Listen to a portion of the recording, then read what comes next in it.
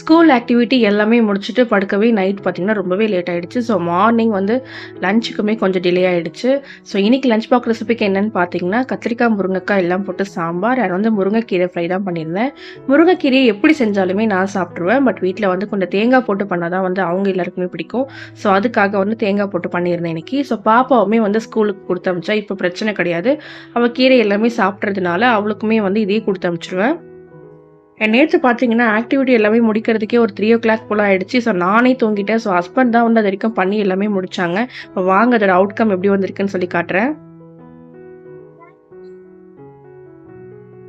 So இது எல்லாமே பார்த்தீங்கன்னா வந்து ஸ்கூல்ல வந்து ஒரு ஒரு குழந்தைங்களும் இந்த வந்து 10 ஃபிளாக் வந்து காமிச்சு அதோட கண்ட்ரீஸ் நேம் வந்து எக்ஸ்பிளைன் பண்ணணும். ஸோ அதுதான் வந்து இந்த வாரத்துக்கான ஆக்டிவிட்டி. ஸோ எல்லாமே சூப்பரா பண்ணியாச்சு. அண்ட் பாப்பாவும் எல்லாமே ரிஹர்சல் பண்ணிட்டு அந்த ஸ்கூலுக்கு கிளம்பிட்டா. இதே மாரி நெக்ஸ்ட் ஒரு சூப்பர் ஷாட்ல உங்க எல்லாரையும் மீட் பண்றேன். டாடா!